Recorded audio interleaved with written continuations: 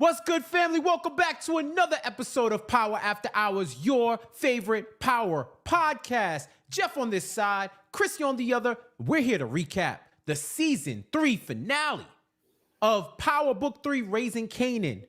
Made you look. Shout out to everybody joining us live. I knew the fans were coming through today. It was blowing up our chats, blowing up our messages saying Monday, we will be there no matter what. And we was going to be there too. So shout out to everybody tapping in live on the chat gang. Shout out to the replay gang and those who listen to us on the podcast version of this show. You can get us wherever you get podcasts. Like, comment, and subscribe. Like this video if you love what you're hearing. Tell a friend about the best power community on the internet, the Power After Hours community. Chrissy, how you feeling today? I am feeling good, my man. I can't believe we are at the end of season 3. It just went by so fast, you know? Yeah, it felt like it really did zoom by, but now we here. And we here to talk about this episode. There's going to be a lot of victory laps run. There's going to be a lot of shock, awe. We're talking about it all. And we're going to get into all of the interesting things that happen in this episode. We're going to get into all of that. We're going to start off in this episode talking about Lou's progress. And we see him at the start. He's at the rehab facility. And I think in one of the most powerful scenes of the season, him and Raq in his therapy session, he calls Raq up there because he says she's the most important person to him. Beautiful. And he also felt like he couldn't get over certain humps without her being present. And it gets into a conversation about who's actually to blame and feelings and what they're each experiencing together. Chrissy, what did you think about that scene and what was going on between Lou and Raq? Man, I was really happy to see them sit down and be able to have a normal conversation with no yelling. Raq coming in hard at the beginning. That's her normal, I gotta be this and I gotta be that. It's no surprise where Kanan comes from. Let's just put it that way. But I did love the fact that she was able to let her guard down and have that full conversation with Lou where she's able to admit where she failed him. And, letting him know that she does, in fact, love him. I feel like, through this, through these seasons, we've seen her come down so hard on Lou. Lou was her right hand in a way. And I think Lou just needed to know from his big sister that she got him, that she loves him, that it was more than just the drug game, that you actually feel for me as your brother and not as your henchman. And I think Lou just needed that validation. It was good to see him alive. You know what I mean? Because we weren't sure at the end of last episode what was going to pop off. But it was just good to see them finally get it all out in a way that was constructive. I'm just really happy they finally had that conversation. Lou needed it, but I don't think it's not. That's just the beginning of the help that Lou needs. There's so much more work to be done. Yeah, and if you look at Lou's character arc throughout the season, he started the season drinking, pretty much drinking himself and drinking to hide the pain, to mask the pain, because he was going through so much. He almost got killed. He had to kill people he didn't want to. He felt like, because she let him know, that he had no control over his life. And Raq was the ultimate puppet master who was controlling everything that he did. Even though, as he even admitted, he was the one who needed to take accountability. He had to take some accountability. He still was grappling with these decisions. And we saw him go in a downward spiral all throughout the season, but culminating in him getting help, getting clearance, and needing to get through this hurdle in his 12 steps, like he called it. In his 12 steps, which was to confront it. And I think that the therapy was equally great for Raq. It was equally great because she needed it too. Lord and knows. we've said it for a while. Everybody on this show needs some damn therapy, right? But she needed it. I thought it was funny. She looking at Lou and she's saying, "Oh, now niggas got feelings." Yeah. When he was talking about, it, like, "Oh, now niggas got feelings," and I'm not gonna lie. When she said that, I kind of turned my head at the same time. The doctor turned his head, like, "Yo, you got feelings too." And it was my first thought. I'm like, for someone who's talking about now niggas got feelings, we know you do. And 'Cause you anger is always- also a feeling. I was Right, here for the right, doc. I was right. here for him today, okay? And He as might he be a also let fed her though. know, Might be a fed though. Keep that open. No, we're not. No, Keep that open. and no. Let's just keep it. Because really, Jeff, like, you just never know. He could be a fed. This is why I'm so mad that Gerald became a Fed, because now you won't be stopped. Now before we had plausible deniability, whether or not your theories, and I'm gonna use that term loosely, would be correct. But now that Gerald had to go and be an actual snitch, now everybody's a Fed to you. But how the feds find him so fast? How they find him so fast? She drove real far to get Lou there. I'm just saying, it just seems like they found him a little too fast. That's all I'm saying. The same way the FBI would find you if you were in a public facility and they were looking up your name. I mean, they got there real fast, is all I'm saying. Yeah, that's what happens when you cut from scene to scene. But yeah, so like what the doctor said to Raq was that the anger was something else. There was some hurt there. There was something where he didn't even need to know the intimate details of what actually went down to know that there was a rift.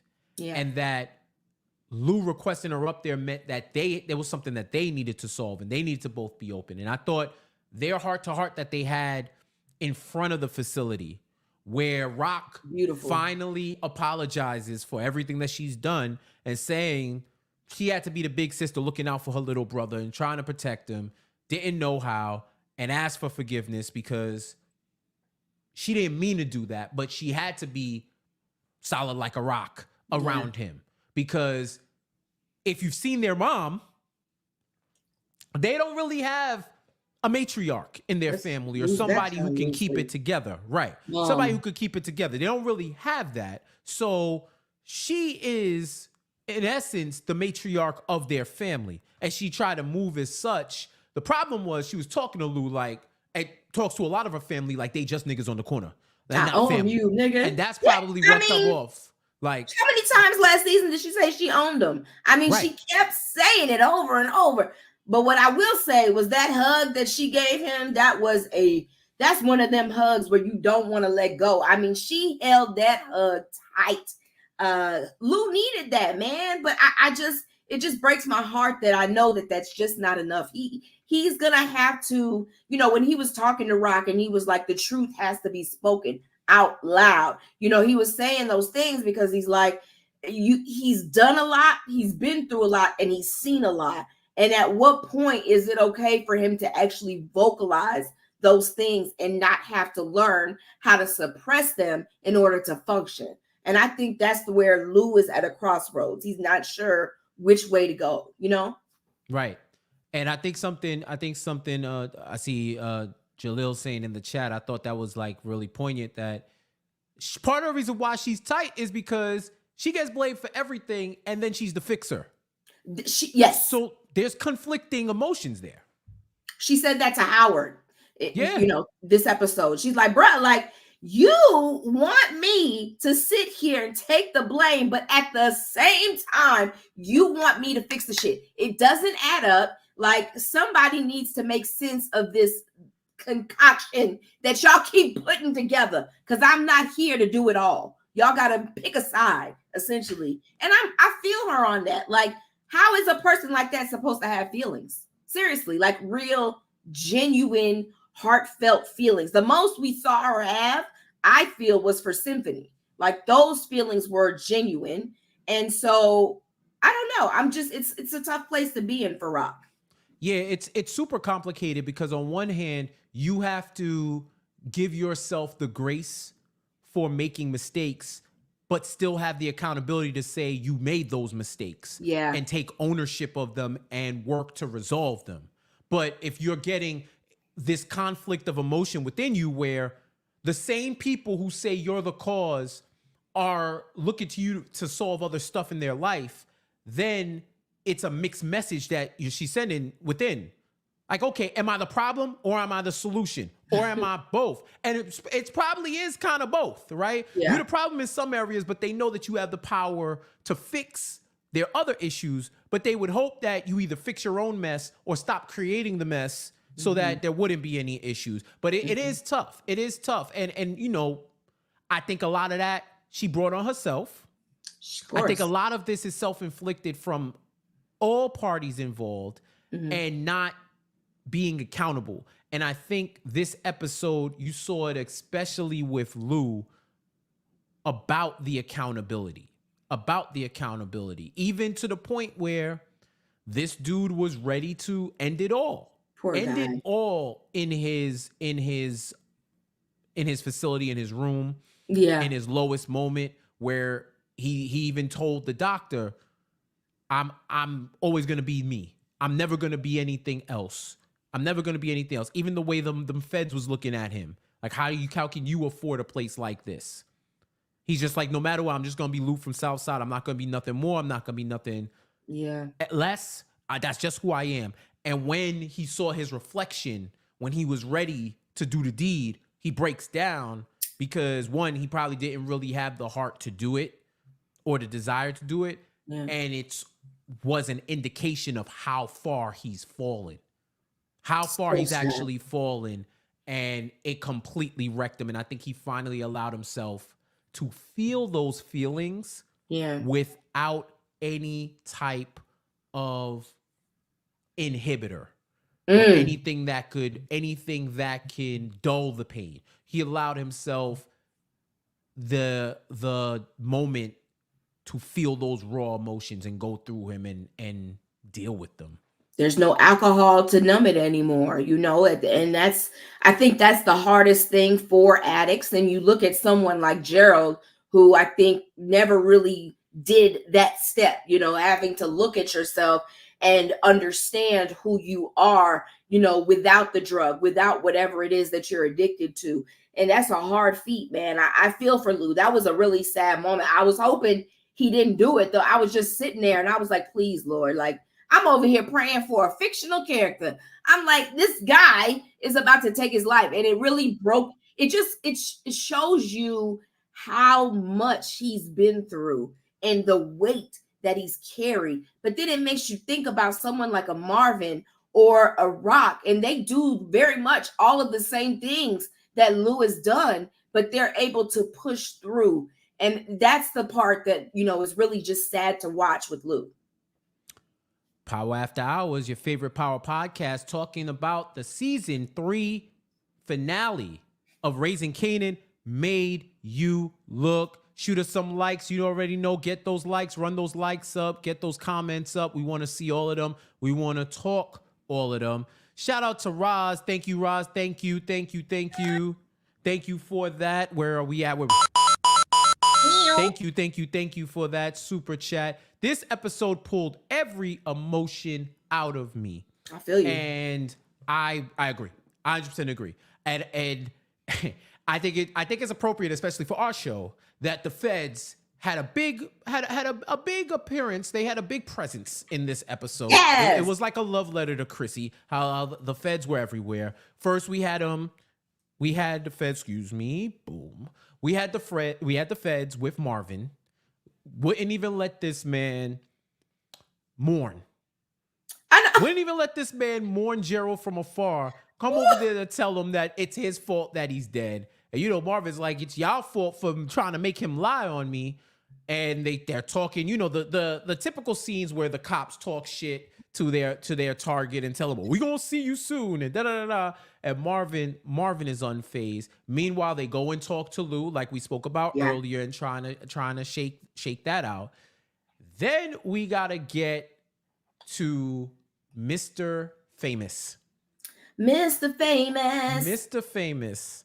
My man, it looks like, you know, he got some good weight on him. He made and mama cooking. He cleaning up. He in the stew. Clean. He making music. He getting the home cooked meals. Like he ready to leave the streets behind. And what happens? Chrissy's friends raid the house. and they take him in I didn't know they were my because friends. they're your friends, the feds. Your friends are the feds I because don't you think love they're them my so friends. much. Are you trying to insinuate I'm a Fed? Because then we gonna have a That would be problem. the biggest plot twist in the history of this show. Bruh. What if this whole time you've actually been a Fed and you've been trying to throw us off the set? You're ridiculous. And let's just say, That's actually a great theory. That's an excellent theory. what if I'm married to? No, I'm just playing. Like I wasn't gonna say it. I wasn't gonna say it.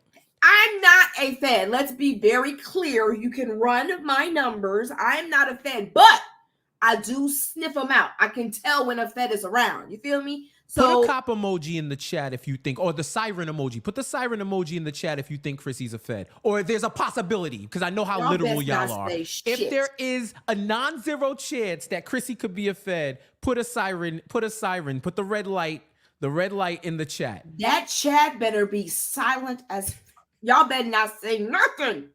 Jeff, leave me alone. What So I let's will talk about say, So this is something that's close to your heart, because I would have known this. Famous mobs. We gotta talk about mama.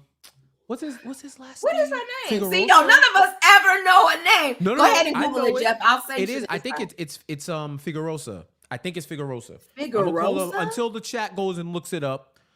ODB, thank you for keeping it real. Bro, Thank you for keeping it real. haven't Good brother seen Mars, ODB. thank you for pleading the fifth. Good brother Mars, thank you for pleading the fifth. Please. And he's in Atlanta, so you do the math. Please. He probably don't want to speak because he likes his life the way it is. You know what I'm saying? I am He likes not his a life. fan. The fact that you started Figueroa. this rumor, oh my, we are not done. This may be the season finale, but trust me when I say, whenever the next power, this is not done. This is not over, Jeff. You will not accuse me of being a Fed and leave it open-ended like that. I'm not accusing you. I'm just saying this is a great theory. You accuse the hell out of me and the ask fact the that chat you keep throwing to the heat have off your of back. Mama Figueroa, the fact that you throwing it off of Mama Figueroa, that this woman, wow, it was bad. He comes in, oh, I didn't do nothing. I need my lawyer. I didn't do nothing. What y'all holding me up? What you talking about? I don't even know who killed Freddie. He said, well, here's the thing. We have the murder weapon, and it was in your room. Your mom gave it to me. Yo, I love how he was like, yo, mom, what the fuck? What are you doing? I'm telling you, we laughed out loud when the cops told him that the mom took in the gun. And I'm just sitting there. I think we all had the same reaction. Mom, what are you doing, Mom? Fuck. What kind of mother? You found a gun in my room, and your first thought was to turn it into the police? Oh, my son had this gun. I don't know why he had it. I felt like you guys were the best. Wouldn't you want to ask your child first? I would want to know why said gun was in our house. You kicked him out the house for weed. A gun? You kicked him out the house for weed, and you're not going to ask him about the gun? What, you just happy you got your son back? I mean, I get it. But, yo. Do you get it? Because I don't get it. Like, no, I get that she was like, and I got my over son back weapon. close enough. I get that she got her son back. It was like, hey, he's 85% good, whatever. And then even the part when they were together talking about it, she was like, she told, you said you was doing some bad things and da-da-da, just talk to them or let us know. I also have to commend Famous. Famous might be pound for pound the best liar I've seen in the show. Maybe in TV. Like, this dude knew everything. He's not even like Howard.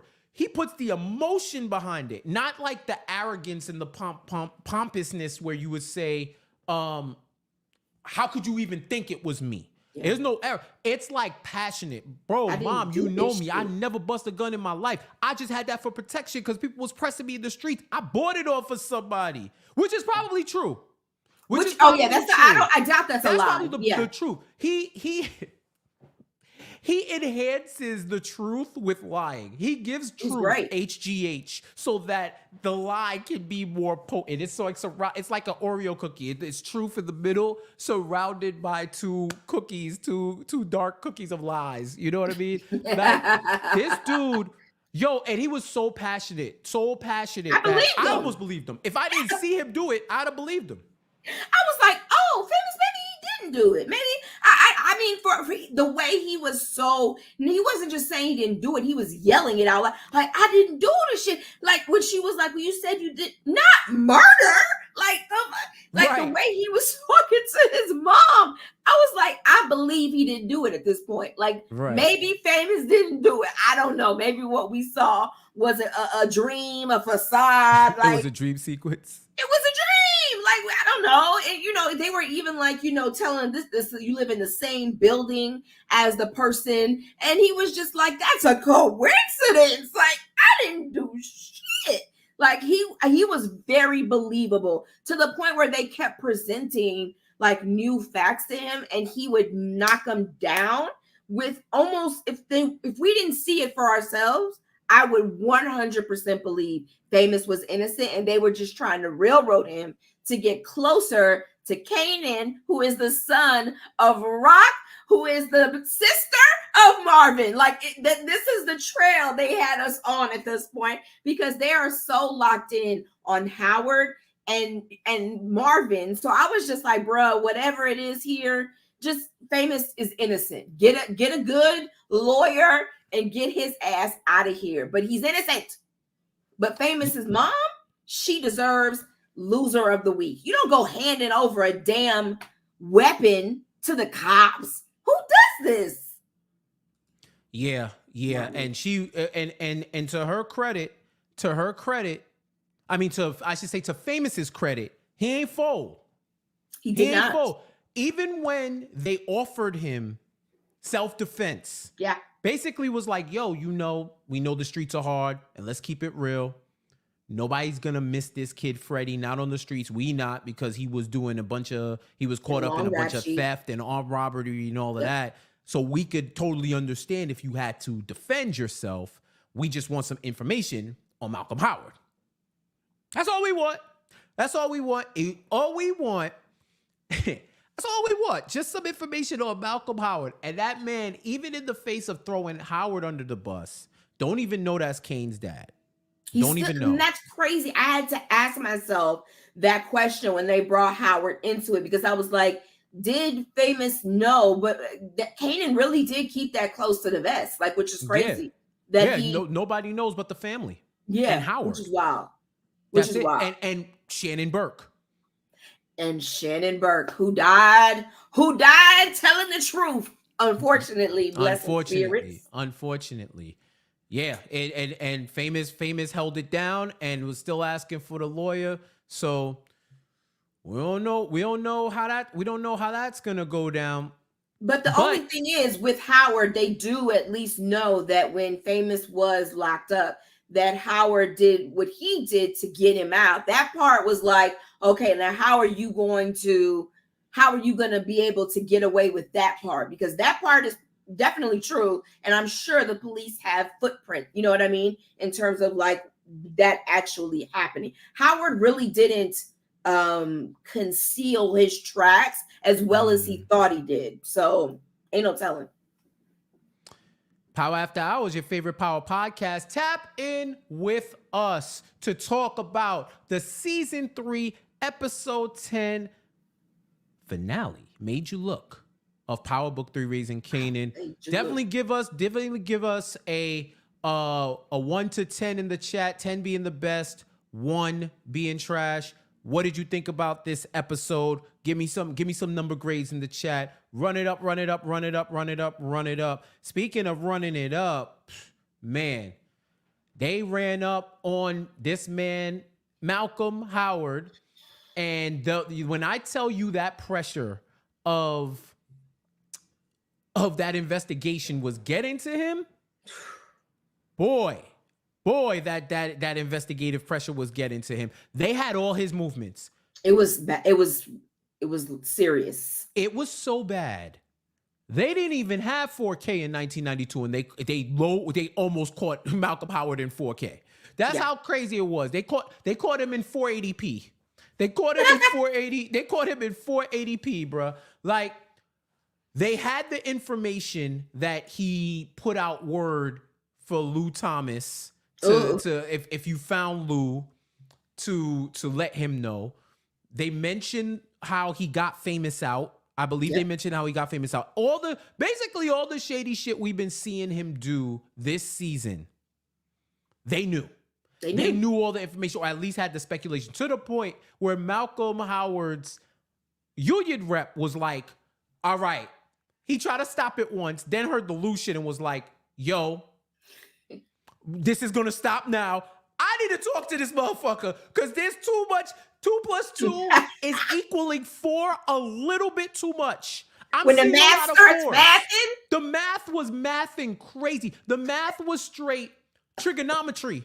He was struggling. My man was out there doing linear algebra. That's how much the math was mathing, and it was too crazy. And how I was like, yo, this is gonna be over. This is gonna be solved soon, Cap. Baptiste don't want to hear no Cap. I don't want to hear Cap. Is no longer in your corner, okay? No, Baptiste is so far gone at this said, point. Okay, give me your badge, okay? Badge and gun, okay? Badge give me avec gun. gun. That's it. Avec gun. That's it. He said, hey, your gun and the badge. We don't want you to act like you're a cop, okay? Whoa. You are not the Fed. You are not the Fed. You are not the cop. Mes amis, just give me your badge and gun. Right now. You are citizen, okay? And we take that away too. You are citizen. That's it. Where's your badge? Where's your badge? You gonna come back tomorrow. Where's your badge? You took it from me. The fuck? Yeah, so he has his badge. This dude is in a complete tailspin. And you can see that when he's going to speak to Raq. Because they have this conversation. About, and he continuously brings it up. Yeah. Yo, the walls are tight. The walls are getting tighter. The walls are closing in on us. Mm-hmm. They know too much. He even comes over and says, yo, the goose is probably cooked. Yeah. So, like, I may not even be a cop no more at the end of this, but I got to protect you. I got to protect Kanan. But someone is going to have to take the fall. And he continues to say, somebody's going to have to pay for this. Those were foreboding words that he spoke. All right? Mm. Those were foreboding as hell, ominous words that he said. Well, somebody is going to have to pay for this. And you could see Raq understanding more and more that there may not be a clear out of this. But, what did you think, Chrissy? Because it was, when I tell you that man was continuously reminded her, like, somebody got to take the fall. I'm for sure going down. I'm trying to protect y'all. What do you think is going to happen? Somebody else has to go down.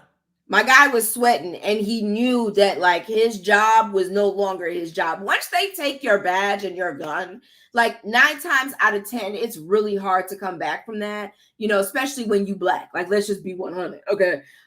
So, I mean, he knew, like, it was getting bad. And, Raq was at the point where she was like, we in trouble or you in trouble? Like, we need to be very clear with your words here. You know what I mean? Right. Like, but even knowing that his job was in jeopardy and he likely wouldn't have that, he still wanted to protect not only her, but also Kanan, because he knows in protecting Kanan, they're a package deal.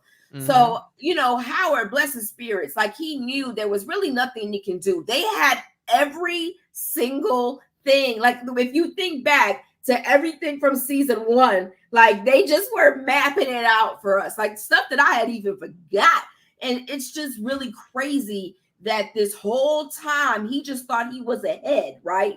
Like, but Burke, even in her death, is really, really like making sure that Howard's ass is cooked, because every little thing that she was trying to piece together is now coming to the forefront, and Howard can't answer to it. And as much as he tries to be like, yo, Cap, like, what are we talking about here? No, bro. Like, Cap ain't with you no more, my guy. You are done. And I think Raq even knew that. Like, she knew that because she could tell she's really good at reading emotion. I will say that about Raq. She could tell that as he was talking, that he was saying some truth. Like, somebody does have to take the fall. And he keeps wanting to say Marvin. And we know Raq is not fitting to, like, go back on her brother. She's not going to sit there and like give her brother up to jail. That's just not how Raq rolls. So yeah, I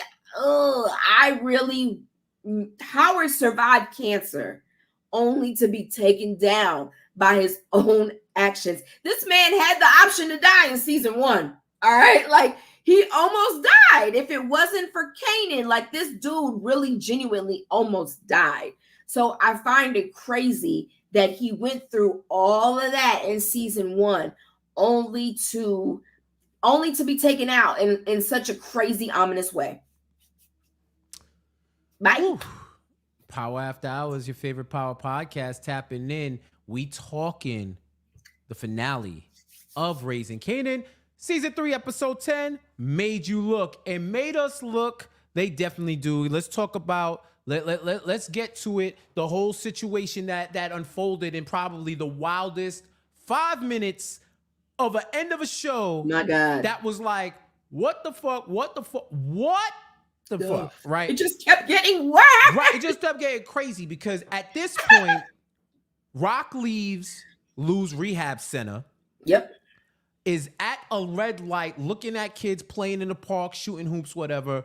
All of a sudden, a car comes slow creeping on her left side. Ooh, she looks at them, rolls down the windows. They slow it down. They bullet time for us a little bit, slowing it down so that we get the dramatic effect where homeboys are in the car, pull out guns, shoot up her car. She barely gets away. Barely gets away, right? It's so crazy. The whole hood has heard about it. Kanan doesn't hear about it. Kanan doesn't hear about it. How does he not hear about it? Well, this is dealing with his own situation, right? Yeah, he's dealing with his own situation. And this shows the love that Famous still got for him despite everything else. Correct. Rolls up on the apartment, knocks on the door, and he's like, what the fuck are you doing here? And Famous like, yo, I made sure you good. And he's like, for what? You need to check up on me. He's like, you didn't hear about Raq? Goes outside and tells him that mom's got hit. They tried to hit up his mom's and she got away. And you know, I think he said that she drove away, but he didn't know if she was Correct. good or not. So that's why he came in and told Kanan, and then Kanan realized this crazy motherfucker. Like he knew it was fucking Ronnie. But you realize why he didn't really have time to be getting calls or figuring shit out because he was dealing with his own dilemma with Crystal, linking up with Crystal, and Crystal telling him, yo, my period is late. So they're dealing with that right now, which could be an indicator. It's one of the many cliffhangers that I got noted down. Is that Sean's mom? I think so. That might be Crystal, may be Sean's mom, and we don't know. I think so, based on the timeline, but you know, we could be wrong, but I do think that would make sense if it was.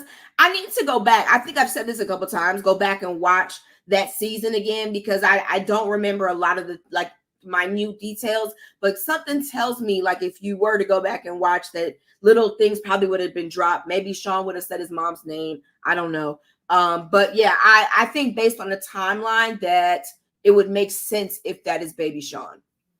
Well, I see in the comments saying that they said that his mom's name is Jarita, right? So we're going to get to that. We're going to get to that at the end when we wrap up and talk about cliffhangers and theories and whatnot. But it's funny because if they stick with that, if they stick with that and what we've seen in Power, which they probably should, since this is a prequel based off of what happens in the show,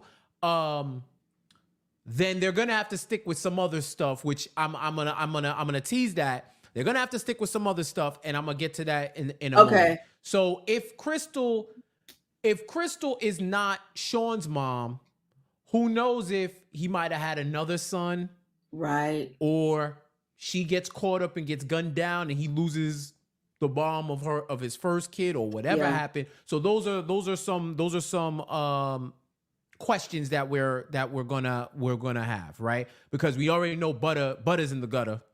Butter ain't happening. Butter is in the Butter's in the gutter. gutter. Butter's in the gutter. Butter's not happening. We'll see. We'll see. This is Which they're is wild. theorizing right now that she's lying just to keep a man. I didn't say it. I'm just saying what they saying. They saying. Ooh. Because Well, it's not like she ain't scandalous. and he just like, I ain't trying to think all of that right now. I got a Trying to business smoke run. this I'm blunt. just trying to smoke this blunt. As if smoking a blunt took longer than contemplating whether or not you wanted to be in a relationship with the second member of the group that you infiltrated. Kanan, I can't watch those scenes. I don't know about y'all, but just knowing that this is still a kid, I'm glad they're not showing us too much because I can't watch these scenes and take this show seriously. I'm just saying, but like I just wasn't prepared for that. But I just think that Kanan, the fact that you can't talk to this girl, you don't want to be seen with her, you don't want to tell nobody you in a relationship with her.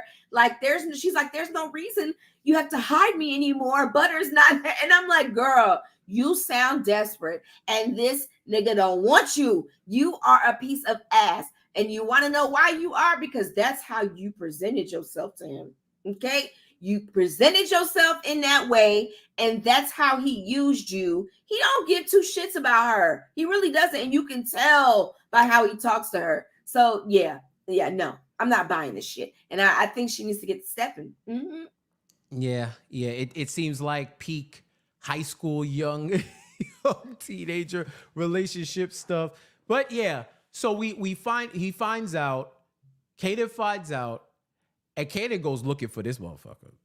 Kanan goes looking for crazy ass Roddy, and already know he probably up there with Snaps and Pops talking. Meanwhile, Snaps and Pops are like, Snaps and Pop are like, yo, Ronnie, if you're gonna do it, do it. Now that you haven't completed the task, you bringing war to our front door. And Kanan did not want to hear shit. Yo, I was screaming at the way he walked in the spot. Like, this man walked in.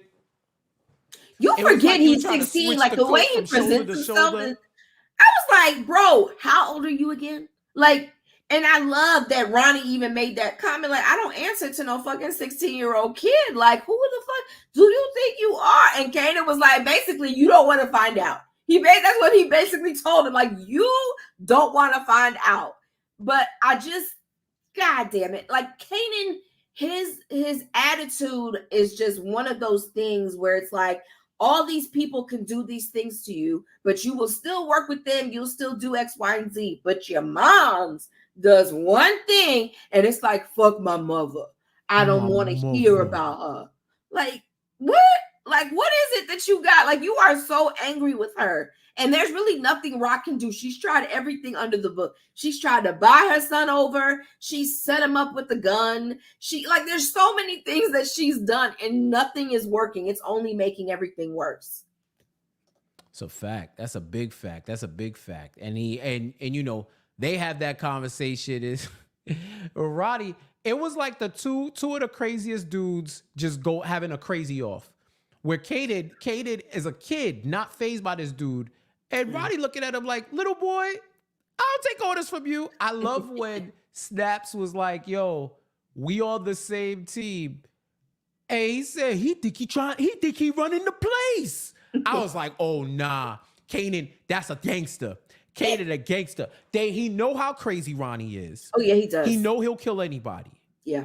And he's still like, nah. And it seemed like it was past the point of no return because Marvin went to set up a parlay with Snaps and Pop to talk about it, where he's like, yo, where Ronnie at? I know you know where Ronnie at. He tried to put a hit on my sister. We need to solve this. Like, yo, we trying to find out what needs to be done in order to squash this because we don't want war. And Snap pretty much tells him, I think we've crossed the Rubicon on that. I don't think there's anything that's really going to have Ronnie caught up like that. And, Marvin basically told him, you know what this means. You know what this means if it goes down like this. Yeah. You know what this means. And, Yeah, Snap kind of took war. it as a threat, but he's just like, yo, if this isn't going to get solved by words, it's going to get solved by bullets. Straight up. And they go off and they understand that. So it seems like both sides are gearing up for war. Yeah. And appropriate that we're talking about war, because Juke and Iesha have that conversation where Iesha reveals that she has feelings with her, which was probably the worst kept secret in Raising Kanan.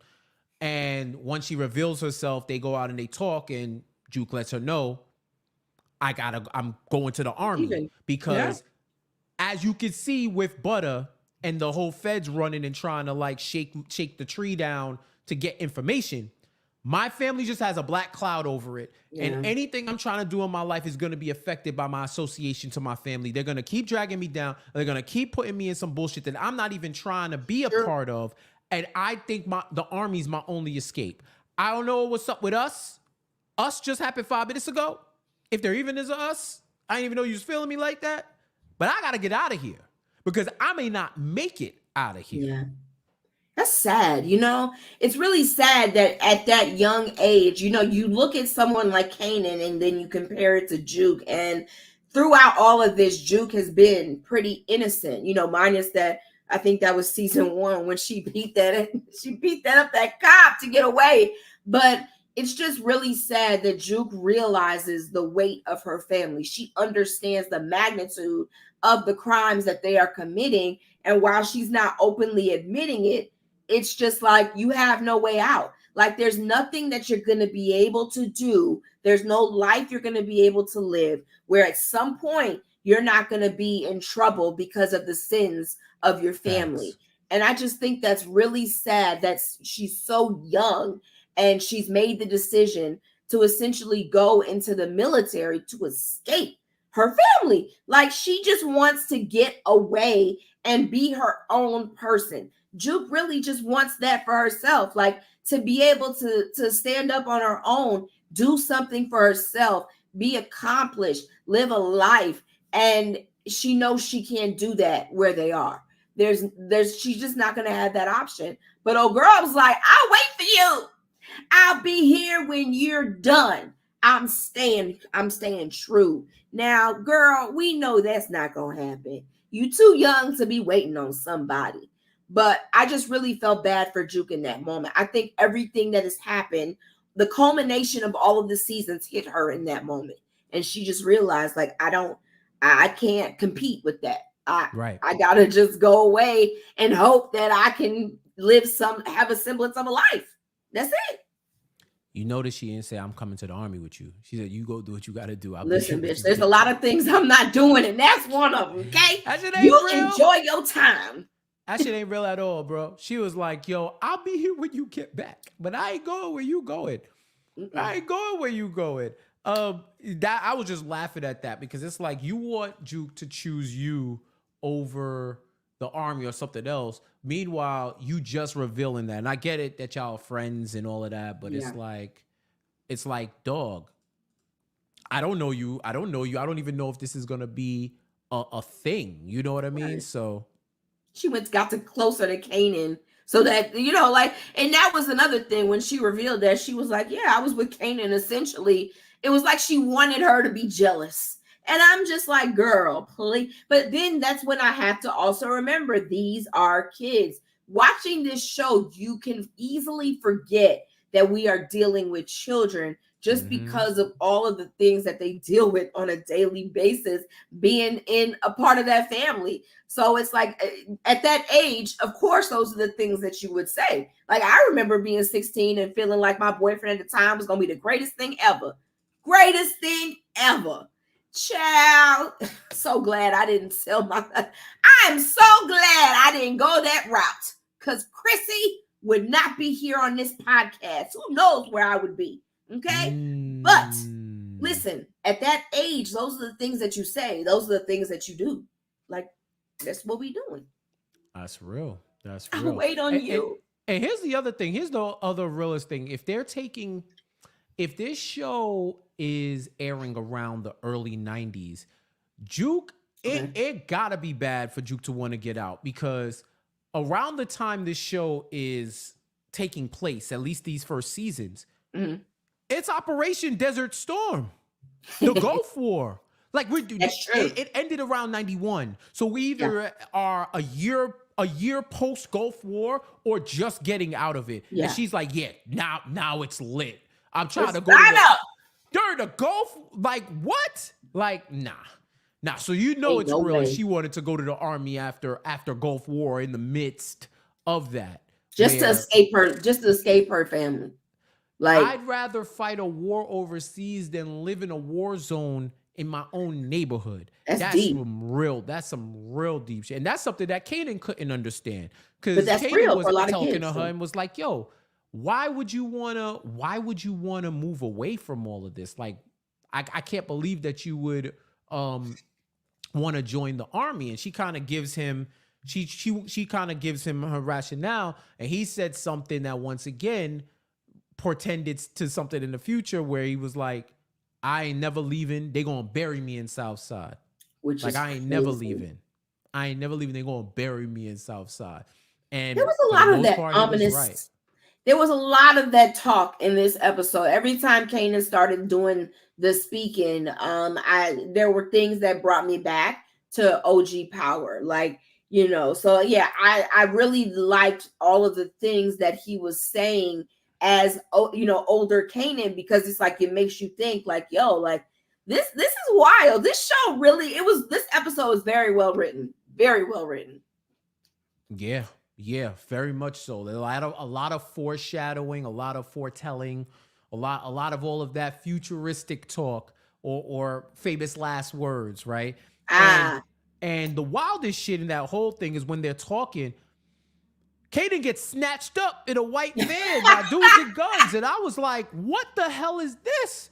Like, when that happened, I was like, wow. And the no first thing I wonder thought Juke of want to was get the hell out. Like, this motherfucker Ronnie kidnapped this dude. Like, now he's completely unhinged. Now he's unpredictable. If he wanted to kidnap Kaden, what else could he do? And this causes Raq, and this is the thing, we've been talking about how powerful Raq's love is for Kaden. And we said, while she has a weird way of showing it, she still does love this dude. Love this dude so much that when they go to Snaps and Pop to ask, what is it going to take? We know, what is it going to take to get my son back? This man wants to connect. This man wants her business, and this man wants $500,000. And meanwhile, Malcolm Howard is walking around all these people like, hey guys, certified dirty cop. I'm just here because I got ties to police. So if you're trying to do something, I'm going to bust all this shit up, although I'm 2 feet in. So here we go. And thus, the lineage of the dirty cops in power is bearing fruit, right? So they say all of this. And at this point, I'm like, $500,000 in 1992. that is a lot of money. A lot. Like, I can't even fathom, like, speaking those type of words in the 90s. Like, that is literally the equivalent. Like, what would that be the equivalent of today? $500,000 in 1992 is $1,112,204.50 in 2024. 1.1? That's a lot.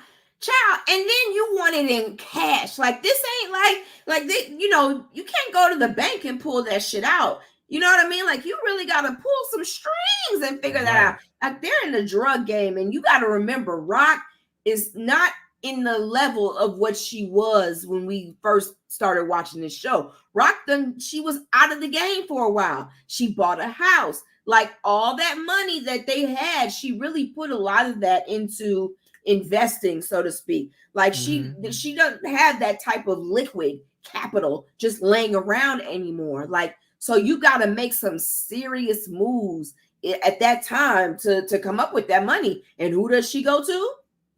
Stefano. And at first I was like, who is she gonna go to? Is it gonna be what's old girl's brother cousin, the one who sanctioned Juliana's death? Joaquin, yeah. I was like, she gonna go to Joaquin, or she gonna go, where's she gonna go? And then in comes Stefano. Stefano was like, I got a little crush as he's putting his robe. And I'm like, this old man, if you don't close your damn robe and take a seat and He'd run give me Rock the world if it meant 5 minutes. Oh my God. Like, you can tell that man is in love. Like, That he was brother's like, what starving. do you want? That brother's starving. Like, just tell me what you want, girl. I'll give it to you. You know what I mean? But in that moment where he's basically asking for essentially, like, what he wants from her to give her that money is not an easy feat. Like, to give that up is a lot. She's given up her house. She's given up anything that means something to her monetarily, all for the love of her son. And in that moment, he was like, I hope your son knows how much you love him. And I had to sit there and think to myself, Kanan definitely does not know. Like, he doesn't think anything of it. He's not there with his mother anymore. And I think it's really sad that, you see this side of Rock where she's desperate. Like, this is the first time, I think, where we've seen her in a desperate state.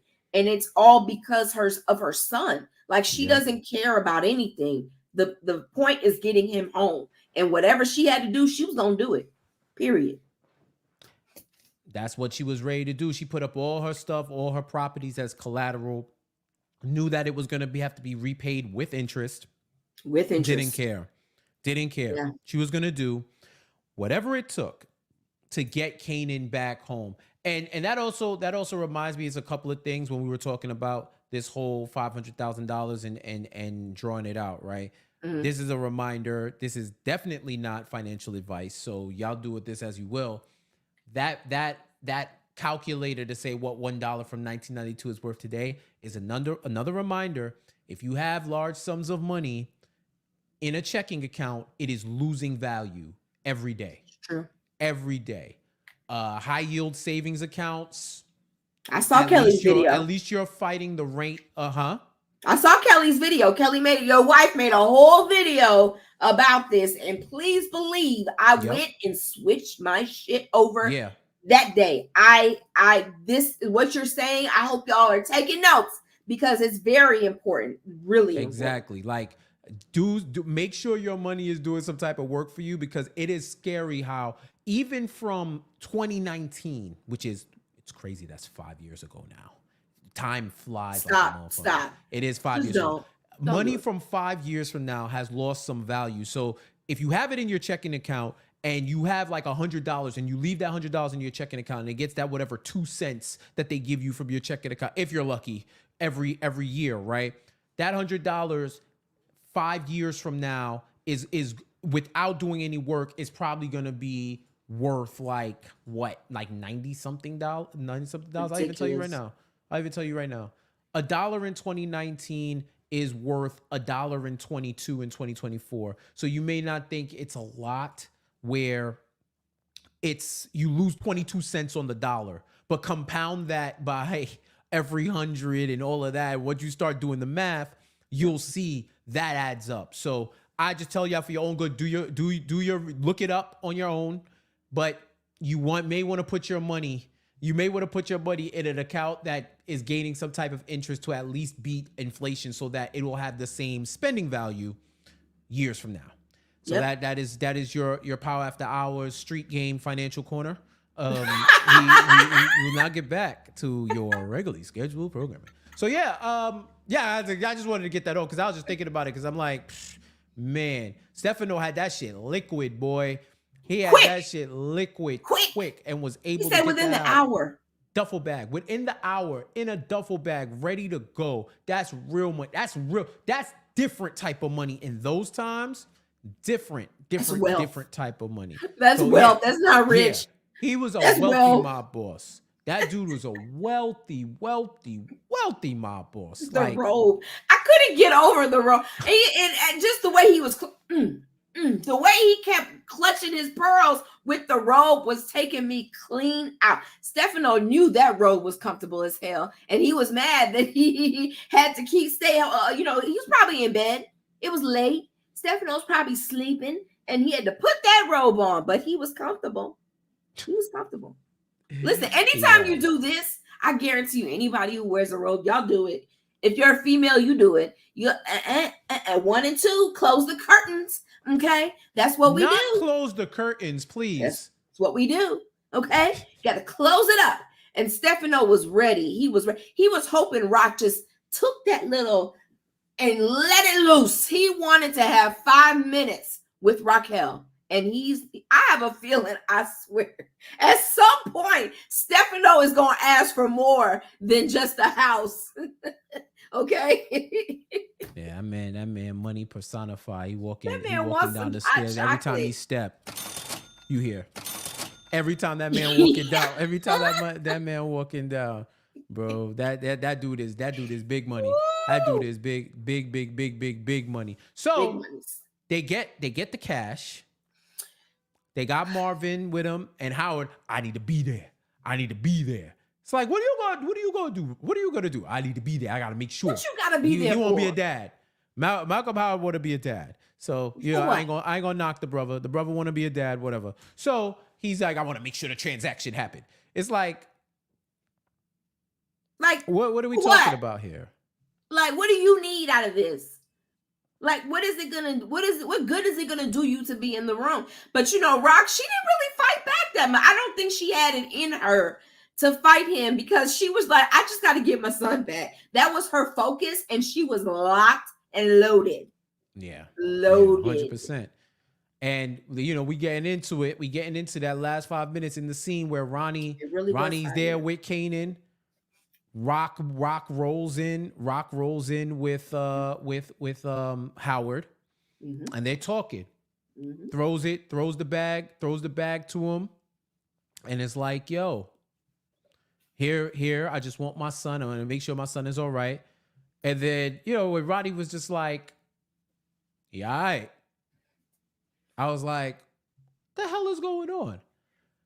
When this man popped out and said it was basically a scam to get the money from his mom's, I was shook. I was straight shook because I was like, wow. You hate your mother that much. They flipped. I was like, wow, he wasn't kidnapped. This is a crazy scheme. And I said, damn, he won. That was my first thought. I said, oh shit, Kanan won. Kanan and Ronnie won. They got her indebted to the Italians basically for life. Yeah. They got her business. They got her connect. So how is she going to be able to make this cash to even pay it back? They got her. That's what I was thinking. Like, yo, they got her ass, bro. And you could see the defeat on Raq's face. The disappointment as well. Disappointment. Howard is just like, yo, you cannot be serious right now. Oh, I love when Ronnie basically let him know that he knew that that was Kanan's dad. Nigga said, scandalous. I fucking screamed when Ronnie said scandalous. I was like, this dude got to be around for the rest of the series. I don't care. This dude needs to be around. It was said with no emotion. He's so monotone, and it's like scary monotone. But in that moment, I chuckled like hell. I chuckled. Scandalous ass nigga. Ah, damn, Ronnie, I swear. Like, yo, I'm telling you, if Stefan Urkel sold crack,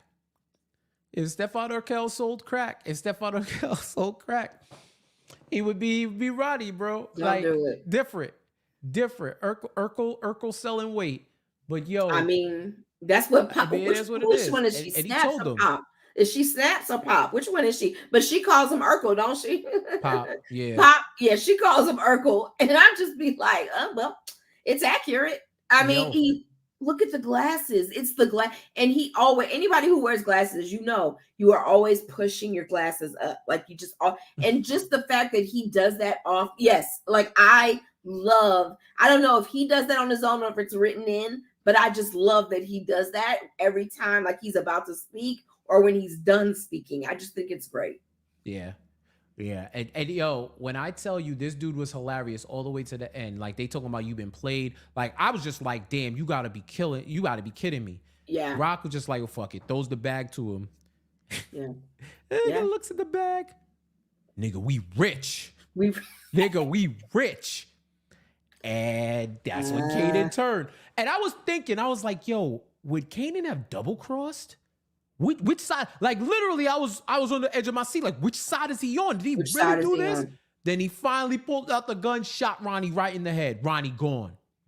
Flipped it on him Gone. the whole time. Flipped it on him the whole time. And then they're all in shock. Like Howard and Raq are kind of in shock. Like, oh shit. I don't know that Raq was in shock. I think Raq was. It was playing in her head. It was calculating. Everything was calculating because I feel like Raq was like, okay, he's dead. Now what do we do? Like, I feel like she's that type of person where, and I could see it in her eyes where it was like she was just trying to figure out, what do I do now? I've got a cop that's next to me. You know what I mean? Like, I got this money. My son betrayed me, but did he? But what do I do now? What's the next move? And she definitely, without hesitation, like made that move. And Raq is wild, bro. Like, she don't care. Raq really will just kill whoever. She'll kill whoever. And I love her for it. I love her for it. But at the end of the day, I think Kanan, like, I'm still conflicted because I don't understand. Like, did Kanan, what did he do all of this to set Ronnie up? Or like, is there more to his plan?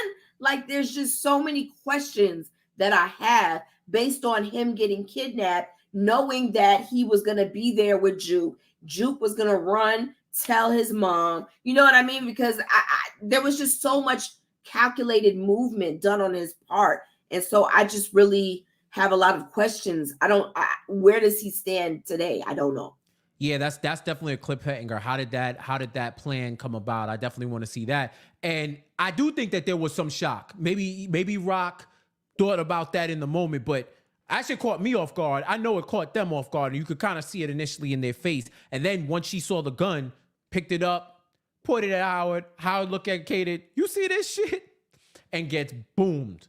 And straight gets boomed, right? Straight gets blasted. And I saw what it was in that moment. Like I said before, he kept saying, somebody's got to go down for this. And he already kind of conceded his life because he said, they got too much on me.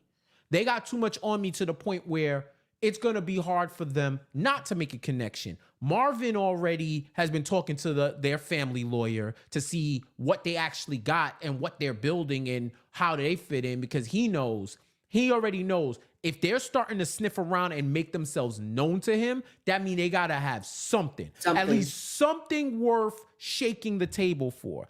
And their lawyer's like, as usual, like, I don't got nothing. I'll keep shaking the trees and finding out, whatever the case may be. But they technically don't have nothing, but they have enough to make the connection. And now with Howard dead, who knows where they go? It could go one or two ways. They could close the investigation, or they could look around and say, hey, we've got 2 dead cops and a mob boss that all had ties to this Thomas family in one way or another, or at least the ties that we were making.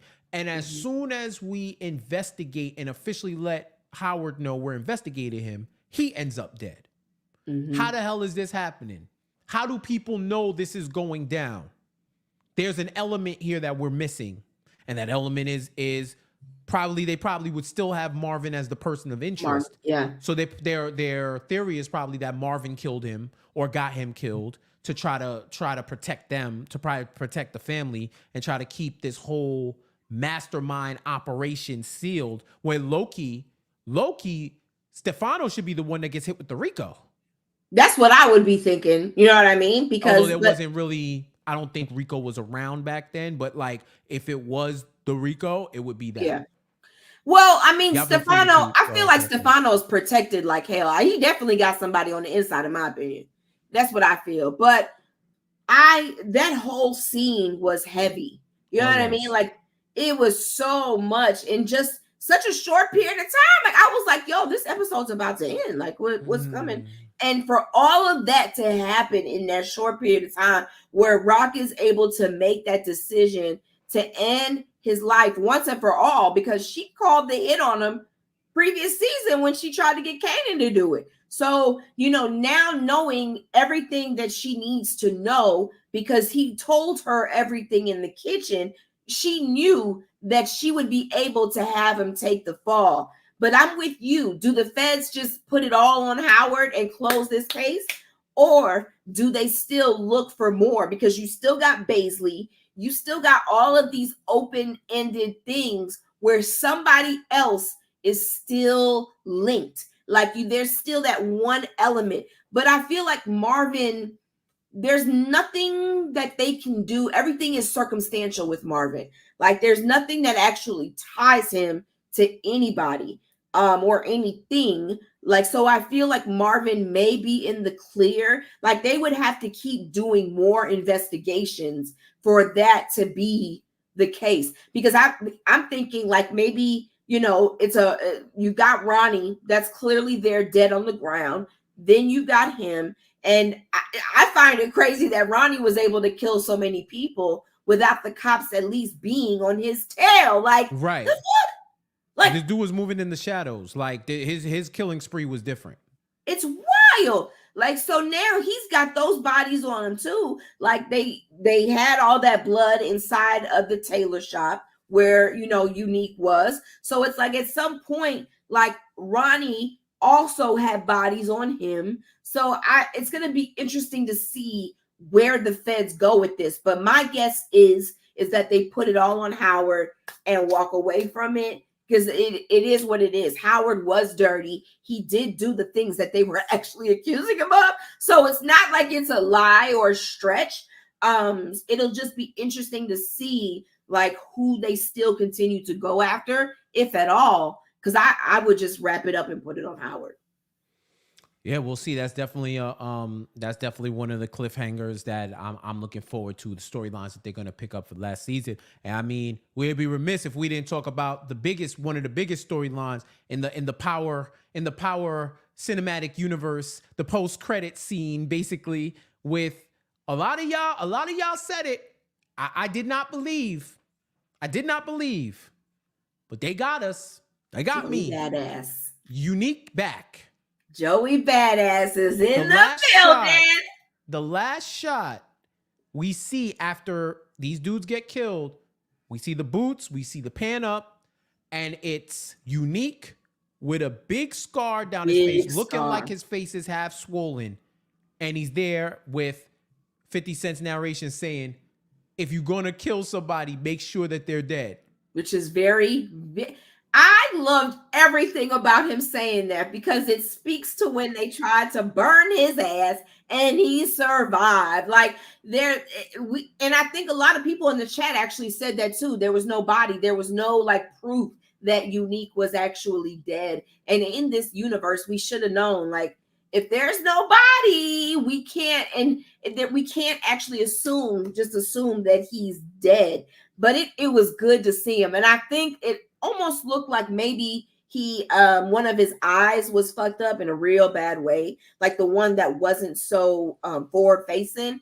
So it's gonna be super interesting to see how long Unique can live in the shadows, because it's wild to me that, like, where was he all this time? Like, what happened? Did Pernessa know? Was she involved in keeping them safe? Like, I got mad questions about how Unique even survived that ass beating, because Ronnie delivered some heavy blows with that pipe. So I just found it interesting that they would have him stand over Ronnie's body. Like, will he be angry that Kanan took out his brother? Because at the end of the day, it was still his brother, even though his brother did try to kill him.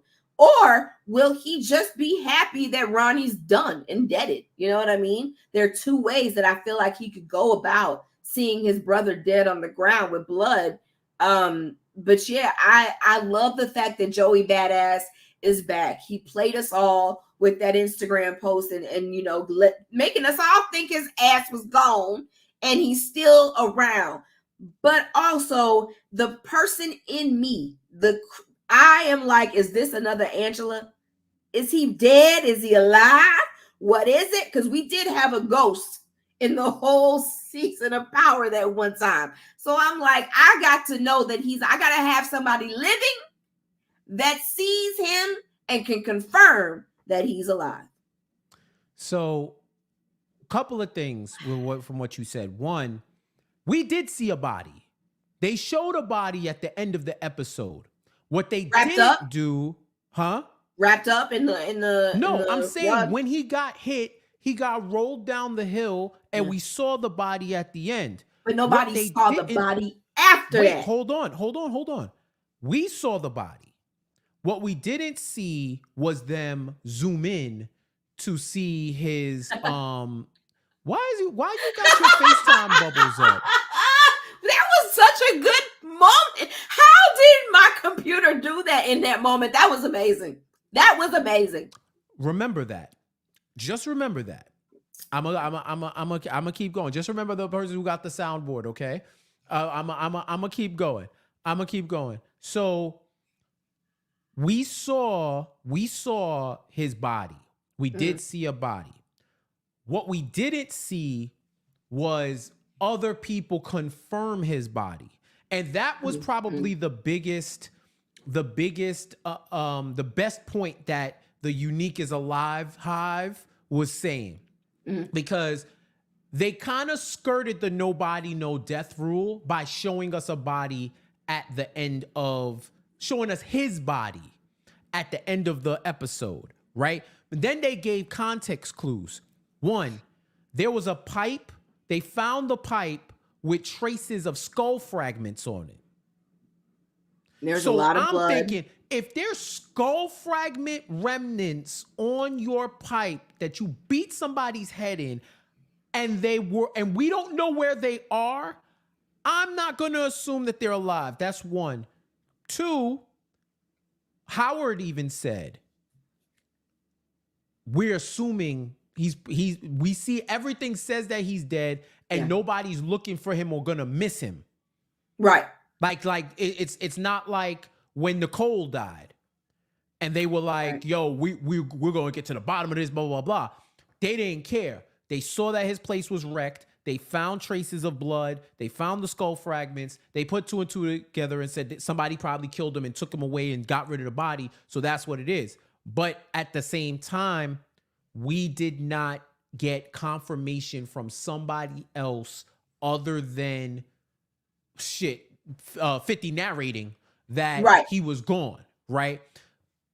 When we see certain deaths in Power, if we could see the actual way they got shot and killed, you could pretty much tell that they're dead. The other tell is when they're dead, they usually, if they're like a major character, they usually zoom into their dead body.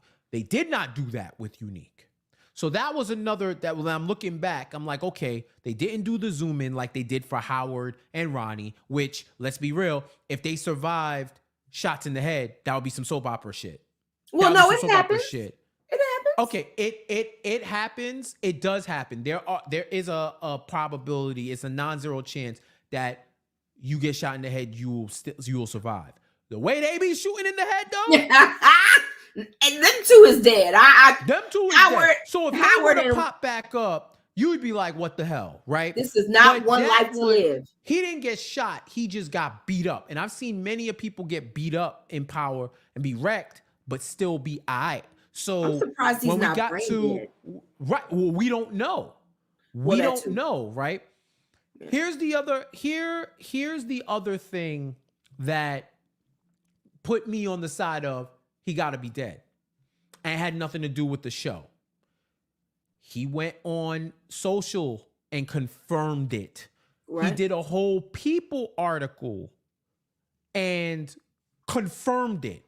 Usually the rules have been when you go in the press and you do an article after a major character death, your character ain't coming back. Yeah. That's been the rule. So now they've subverted that rule to the point where anybody dies in a show and there's a question mark, you alive until further notice. Until further notice.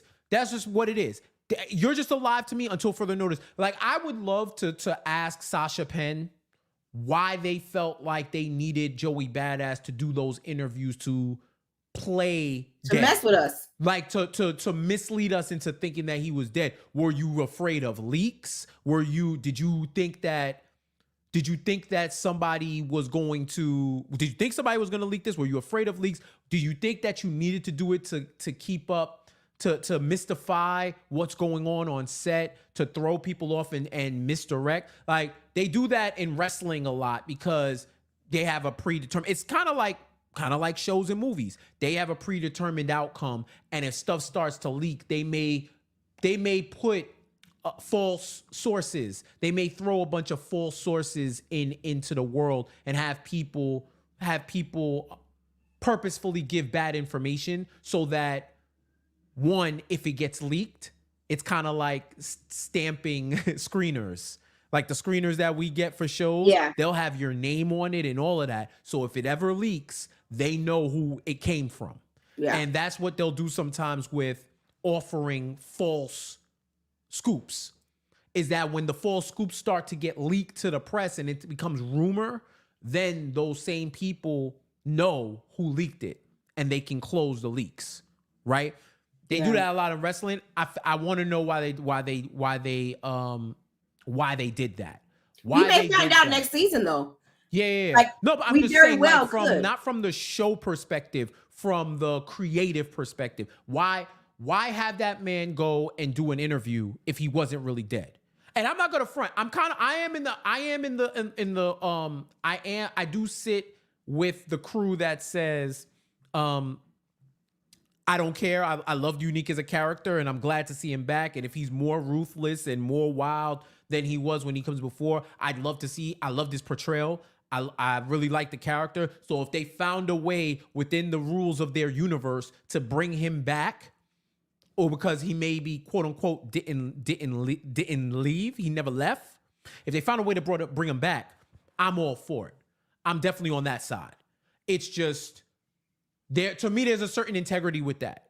Where if you're going into the media and you're saying like your character's dead and you letting everybody know and you kind of like sign off, I just don't see the point.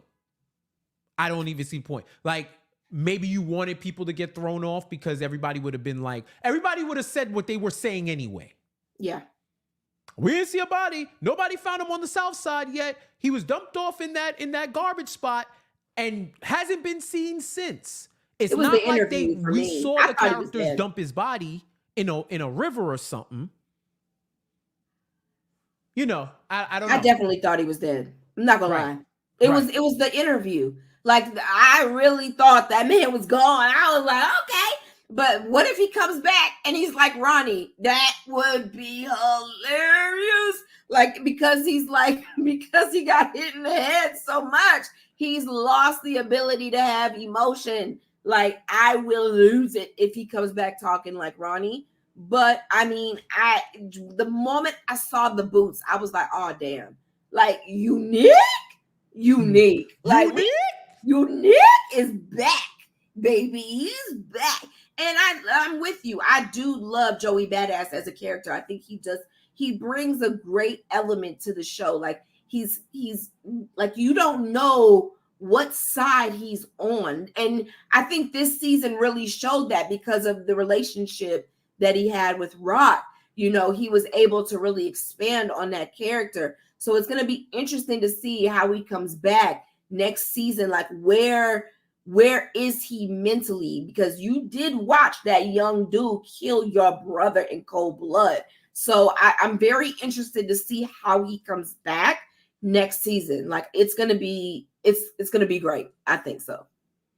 I like Joey. Yeah. And I see talking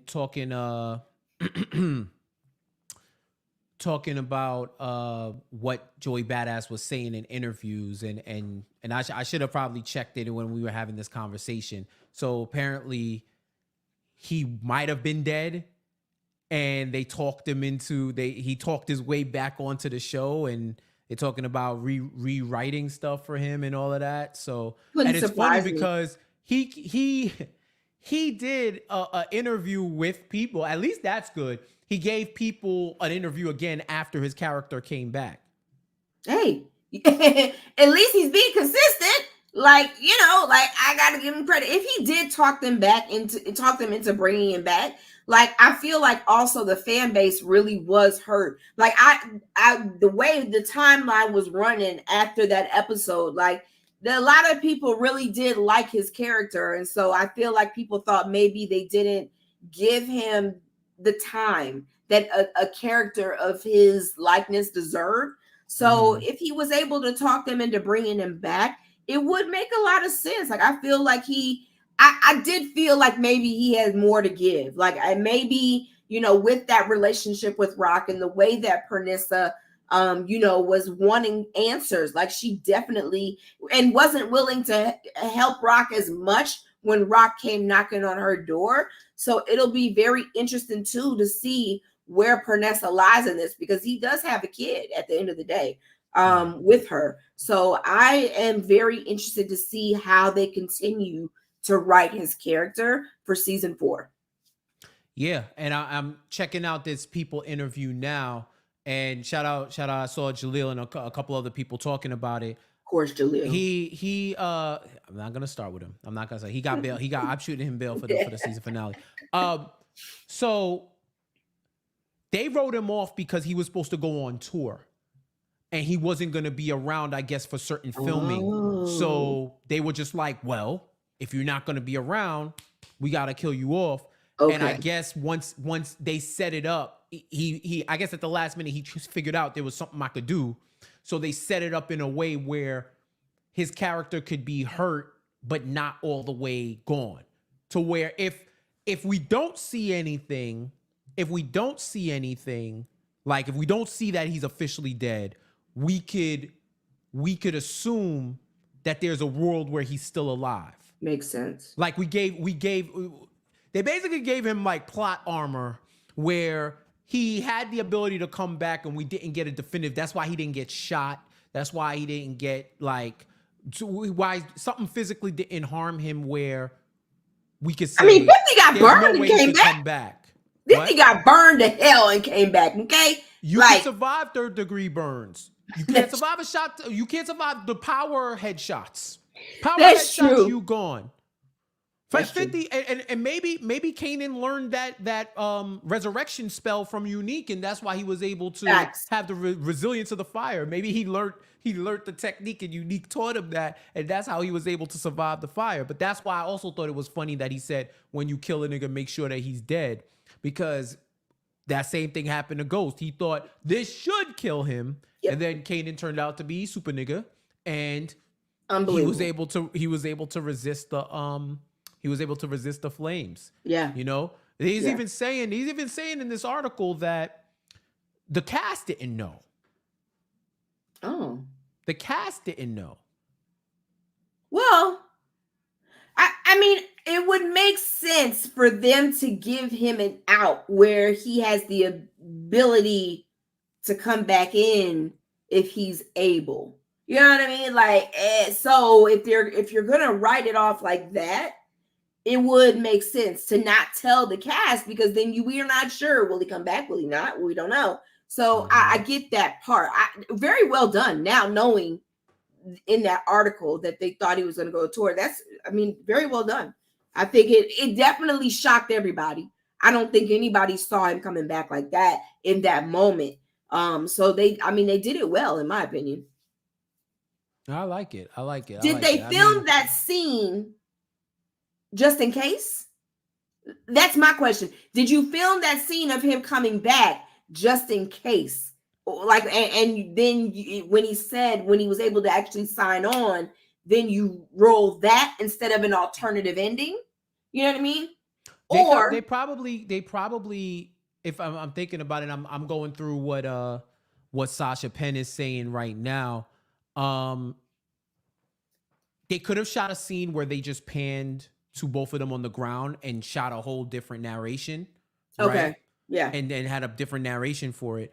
Or that the day they were shooting the scene, he just showed up one day and they're like, the fuck are you doing here? Like, yo, I survived. And it's like, what? I made it. And then that's probably how they did it. Because at some point, that's why he said they were shocked until they saw him. right? Okay. So yeah. So I'm thinking about that now. That's definitely that's Well definitely done. something to check out.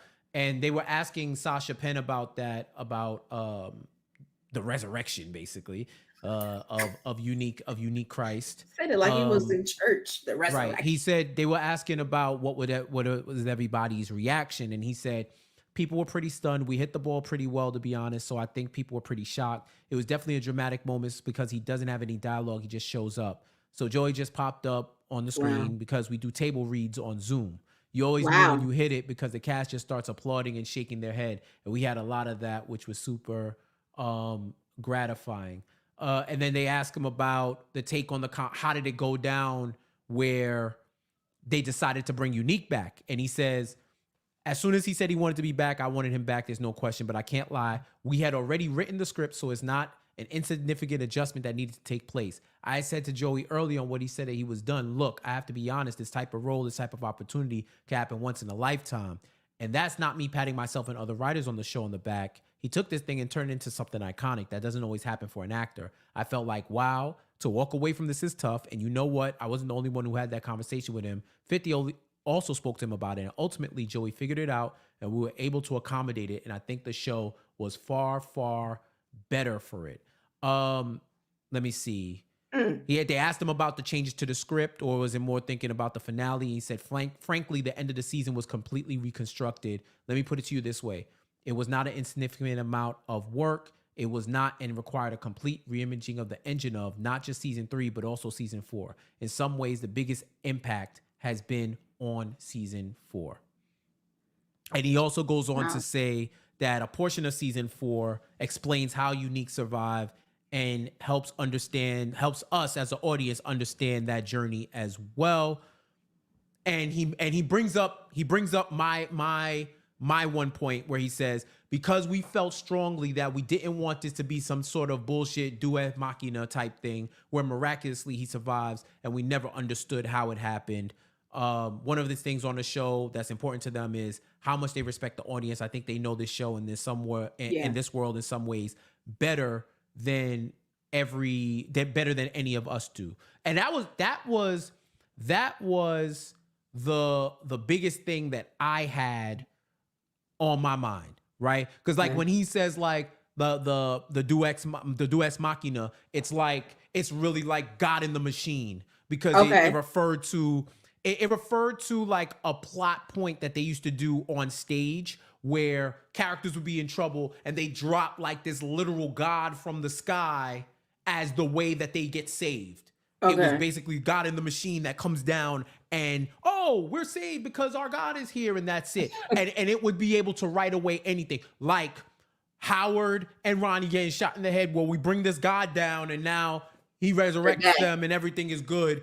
And it cleans up any plot points by you just have this miraculous event happen that betrays everything that happened before and Okay. you clean it up, right? And that was my point where I was like, how is he just popping back up? So if I read what they're saying and how everything panned out, the Unique is dead people were right. Yeah. The nigga was dead. He talked his way back on the show, and that might be one of the best character resurrections I've ever seen. That he I mean, talked who else has himself done back in that? real life.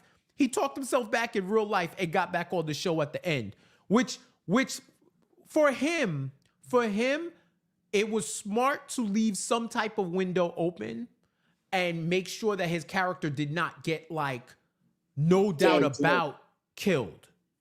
I'm Right? glad he's back, man. I because now there's so many additional questions that can be brought into the picture. How will Raq feel now that he's back? You know what I mean? Like, how is he going to come back? Will he be the same Unique? Will he have a vendetta against Raq now because her son is the one that killed his brother? Like, there are so many questions that need to be answered when they come back for season 4. And the one thing that this show does really well is tying up loose ends. So I know this is not something they're going to drag on the way Power OG used to do. Like they're probably going to give it to us in the first 2-3 episodes. That's the stretch, really, to say 3 for them.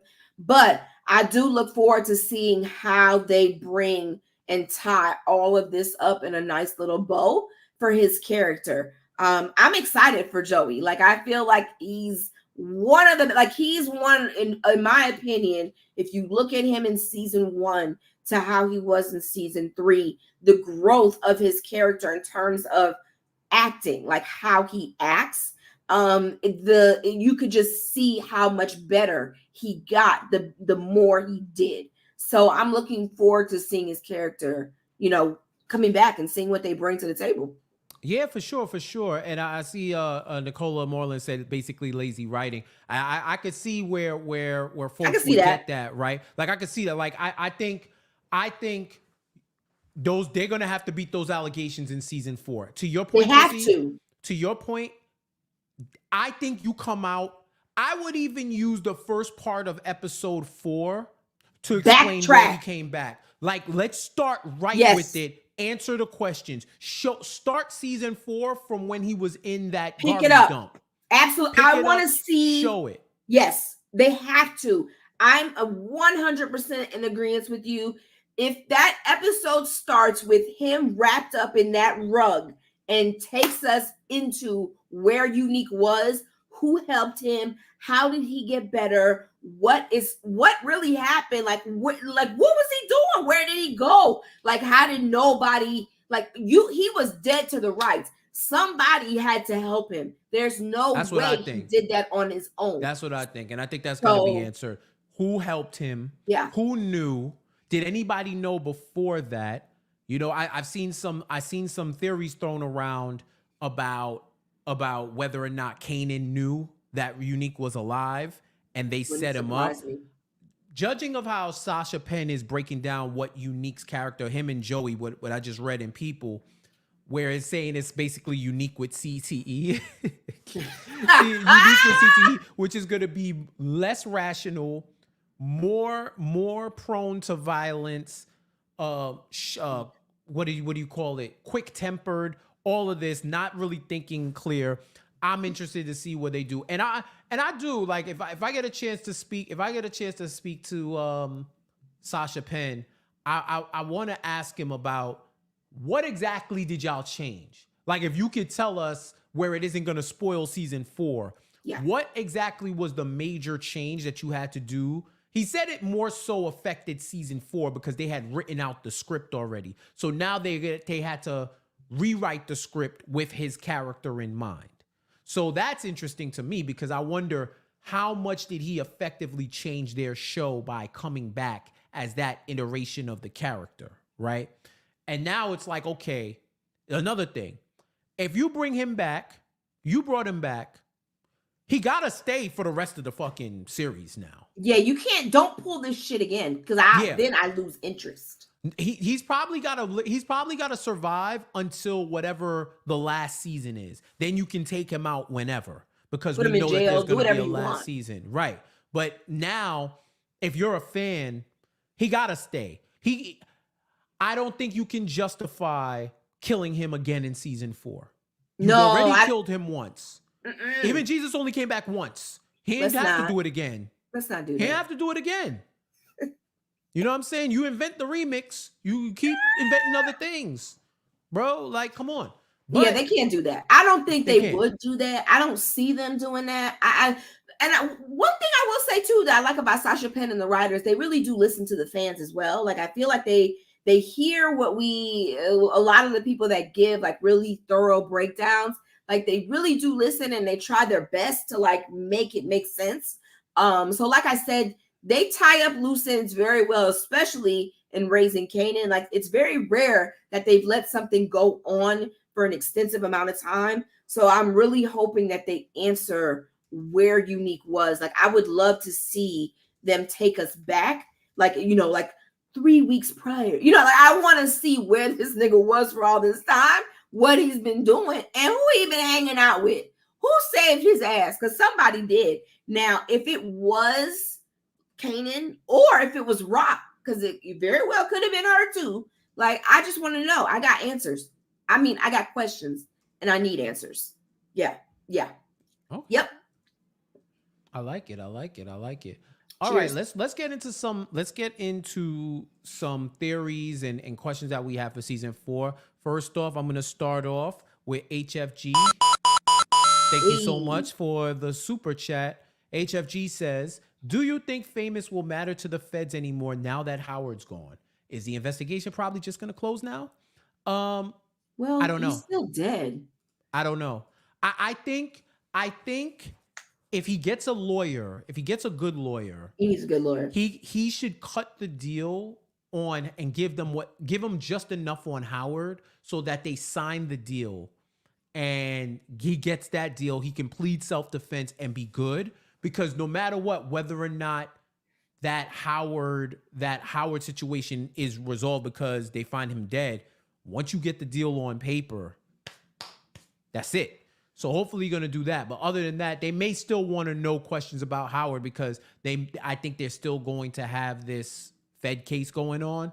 So I could definitely see them hitting up Famous and trying to cut a deal one way or another. Poor Famous, man. He just want to rap. He just want to do his music. Like, he can't even have that. The director's calling, trying to set up that meeting with him and Lou. He can't find Lou. He's making up excuse. But Famous just wants to rap. That's it. That's it. And he's not Yeah. built for jail. We all know that. Right. So I hope he gets a good attorney. We Please gonna get him see. out. We gonna see. All right, I got some questions that I had like after watching the season 3 finale and wondering, like, this is some of my what ifs. First off, I have, will Snaps and Pops let Ronnie's death go? Will they want their money back? And who's getting charged for that?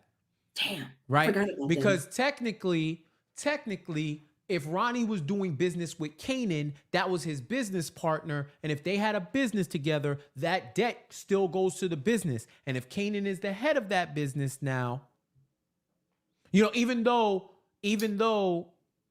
Rock killed Juliana and effectively cut off their pipeline, Right. there's still a price to pay. So who's going to pay that, right? So we'll see that. I got the same questions that y'all do about the federal investigation. Do we think it's gonna wrap? You think it's gonna wrap now that Howard's dead, Chrissy? I think we're going to find another Fed in the mix. I think there's going to be somebody else that infiltrates. I think that they still will have their eyes on Raquel and her. I don't know to the extent of what it will be, but I still think that they will try to put a mole in there to get what they can on the family. And this is just me being for real. I'm not joking about the Fed thing, but I do think with Gerald's death, it gives them the ability to bring somebody else in and try to infiltrate that system. Now, the question is, will that person end up being true to the feds, or will they end up liking the lifestyle and becoming one of them? Because I've seen that happen a lot. But yeah, I don't think it's done. I just think they maybe move on for a little bit. A little bit. A little bit. And shout out to Monica in the chat, who says nothing good comes from anyone who tries to do music or raising Kanan. Damn. Juke and Butter out of here. Famous. And Famous been trying to get off for 3 seasons. So For real. it's compounding with that boy. So Crown Camacho gone. right. Lou Lou in can't stop rehab. drinking. Damn. This nigga arrested. Yeah, it's looking spooky for your boy. Yeah, we covered how did Unique survive and whose side is he on. Are Kanan and Rock gonna reconcile their differences? Are they gonna be mother and son again? Are they gonna go into business together? What the hell is happening with that? That's a major question, because he had no choice but to leave with them after, Rock shot Howard. At the end of the day, yeah, you killed Howard, but Howard still was a cop. So that's still, at the time of his death, he is still a cop. So you already know it's finna be a problem at the precinct. But I definitely think that Kanan He's not to be trusted after this because if you can really betray your partner in the way that he did Ronnie, you had to cook all that up. You knew what you were going to do. You knew you were going to end up killing him. So the question is, can Raq really trust Kanan at this point? He did it because he tried to kill his mom. It wasn't like betraying your business partner. He chose his family over business. So I think in that sense, I think he is loyal. He is loyal. And we'll see. We'll see. We'll see. Time will tell. So funny enough, you mentioned that, right? Funny enough that you mentioned the loyalty and the stuff with Raq and Kanan, right? Uh-huh. You know how we've been saying that we know at the very least that Kanan and Juke are making it out of this series because they showed up on Power, right? Uh-huh. We said that. Of course, as the chat mentioned before when we talked about, is Crystal really Sean's mom's? And Sean's mom actually was on season 2 and season 1. I believe season 2 definitely as Jarita. So it's someone named Jarita that's Sean's mom, right? Okay. So Sean's mom, whoever Jarita is, has been on the OG Power. And when I say whoever, I mean like we don't know if Crystal changed her name. We don't know whatever. So whoever Jarita is, Sean's mom's makes it out of raising Kanan. Correct. Sean's mom. And then we don't know if there's another swerve where the moms may not really be the mom, like what Monet did with Zeke. Right? We don't know if they're gonna be Zeking out here, right? We don't know if they're gonna be Zeking, right? So because she could have gave him up for adoption because she was young. Right. And shout out to y'all saying it was Tasha Smith. It was Tasha Smith who I do remember that she did play Sean. Oh Jones, right? Yeah. It's one of those things where you gotta, if you haven't watched in a while, you gotta hop on the Power Wiki and start making the connections. So many episodes, like facts. That was so long ago. That was like 8 years ago. If you really do the calculation. 100%. Yeah, you got to do refreshers. So it's like if you really trying to do those theories, you got to go back and do your research. And with those theories, right? I was on TikTok and I was looking at some stuff for Raising Kanan, and someone put a clip from season 2 when Kanan got out of jail and popped up on Ghost and Tasha. Remember when he popped up on Ghost and Tasha at their apartment? And he was like, "Oh damn, y'all living large. Y'all was doing better with me in there than was out, right?" And first of all, that was another one of those ominous lines. Like it's his way of kind of like, "Oh, I see y'all needed me out the way to be better." Right. He has like a throwaway line in season 2 when he sees Tommy for the first time, and he's like, "Yeah, I'm." When he was like, "Oh, what you about to do?" He said, "Yeah, I'm gonna go around. I'm gonna see some people." Go talk to my moms and shit. He says that in season 2. Kanan says that to Tommy in season 2, like he's gonna go check his moms. Right? Now, he could have been lying, could have been setting them up. But if his mom wasn't alive, how would his childhood friends not know? That's one. And it was kind of like a throwaway line. It was a kind of a throwaway line. But I wonder, and that's where I go back. That's where I go back to y'all when y'all said, "Oh, the mom's name is Jarita, blah blah blah. That can't be Crystal, right?" Which I would say, if they are going to keep the continuity, then the mom's somewhere in the prequel, Sean's mom's got to be Jarita. And if they're keeping up with OG Power, if that line mattered, if we're going to assume he was telling the truth, then Raq should make it out of Raising Kanan. Survives. Raq should survive. However Raq survives, Raq should survive. Ooh, this makes me want to go back, like I said, and watch those first 2 seasons one more again. And also the season with Jukebox, because I feel like there's a lot of throwaway lines there too. But also the question could be, do they stick to that? because they easily could not. Like the writers could not, but they've not given us a signal or sign that they're not sticking with it. Because so far they've been on point with everything so far. So my, I know people were saying Dorita's the mom, but also let's not act like Crystal is a kid. She could have given that kid up for adoption back then. In those times, it would make sense for that. That could still be a thing. So, I mean, I'm not ruling out that Crystal isn't the mom just yet. I'm not, but you never we'll know with see. this damn We'll show. definitely see. So yeah, shout out to Jaleel. I was kind of thinking of that in my mind, where he could say I'm going to see my mom's, but he was actually going to a gravesite. You know how people would say that. So that could have been that. So that's also like that. So coming through in the clutch. Yeah. And yo, Barry Nash, my bad for misspeaking, bro. I literally saw it today and went off of memory. So pardon me for not getting an A+ on my homework, quote unquote. I hope you speak eloquently and clearly in every single thing that you say. But shout out to you for keeping us honest that he just came from seeing his mom's. But the crux of the argument still remains the same, that he went to go see his mom. So if 2 + 2 and Johnny had 2 apples, do they equal avocados? You let me know. Fuck out of here. Hate assholes. Thank you, Jeff. What's Lou? Y'all got to do a lot to make my boy angry. Anyway, yeah, man. Like, come on, man. But yeah, anyway, does Lou? What's Lou going to do post rehab?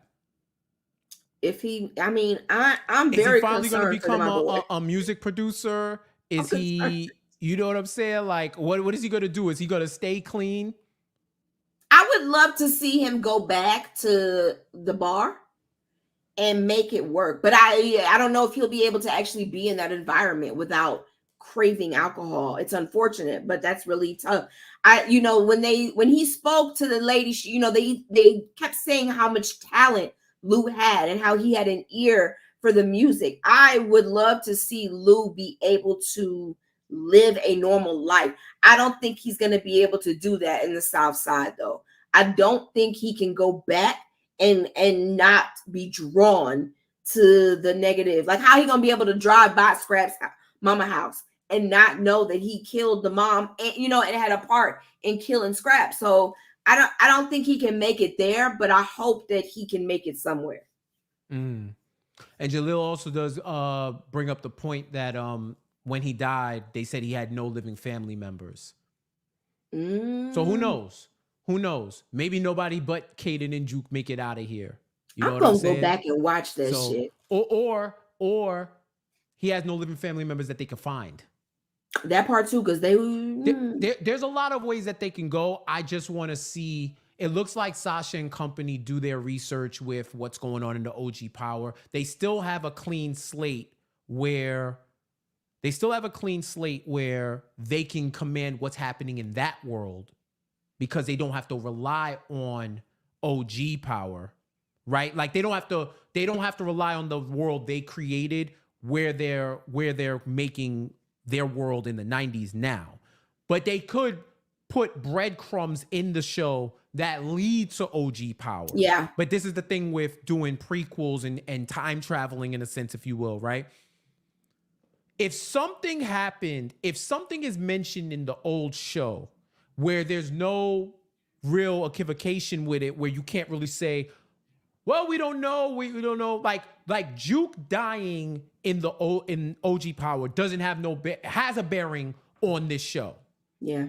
Right? Because if she was alive in OG Power, she can't get killed in Raising Kanan. That's just basic like plot logic, story logic. Correct. You can't kill her off in this show. You can't kill Kanan off in the show because then you create a time paradox. It makes no sense whatsoever. Right. We are not watching The Flash. Okay? Right. The Dark Flash, the Black Flash is gonna come after Sasha Penn if they kill Juke, right? You're altering the timeline. They can't alter the timeline there. But the fact that Kanan said, I just came from seeing Right, my mom. I just do came from your seeing my research, you mom's, YouTuber. right? Like just because he said that, it could mean he physically saw his mom or he went to go visit her, which would Facts. probably be ill if they showed that. Because I have, before we get out of here, I do have one theory that I was thinking about. I'm glad I remembered it. One theory that I have about this show. I think Kanan is telling this story to Tariq. Because remember, there was a time where he was hanging with Tariq and he was Very putting him much on to so. gain. I feel like this whole narration isn't 50 talking to us. It's 50 either talking to Sean or 50 talking to Tariq. One of them. And he's explaining to them everything that went on in the life, because hopefully he's trying to like not have them see where he messed up in life and what went down and try not to emulate the mistakes. I think the last episode, when we find out how this all ends, we'll cut to him in the That future scene. and we'll get some like lining up. That's just my theory. I think Oh, that I he is would telling love this. it. I think he is telling this story to one of those people in his life, or maybe he's telling it to Ghost and Tommy and I telling them think it about would be his life. Tariq. Right. I think Tariq makes the most sense just because of how Tariq operates in his show. And I would, all the time that they spend together, all of the things that Tariq now does, when you watch how he moves and operates in his show, I think it would make sense to cut to a clip of them either inside of that apartment where, Kanan was back in that timeline. If they film that already and they are primed and ready to release That would be that, nuts. that would be ill, because you would have to take Tariq back to when he was really a kid. You know what I mean? So that would be so sick if they did that. I would love that. That's a Yeah. great theory, Jeff. So the series would end in whatever the 90s, and then fast forward to like, what was that, like season 3 or season 4 of Power, when he was grooming Tariq and doing all of that. So he would still be Yeah. alive, but he's telling this story to somebody. So I think about that, or maybe he's telling it to niggas in jail.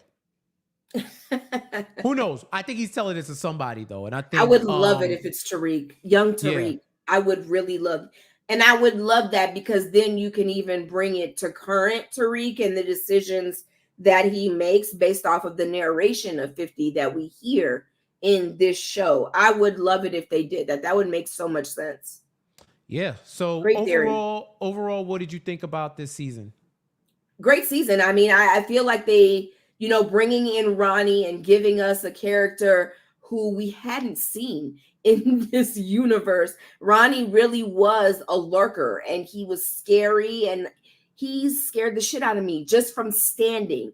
You know what I mean? Like, so I really feel like they did a great job of introducing new characters, but building upon the characters that were already there.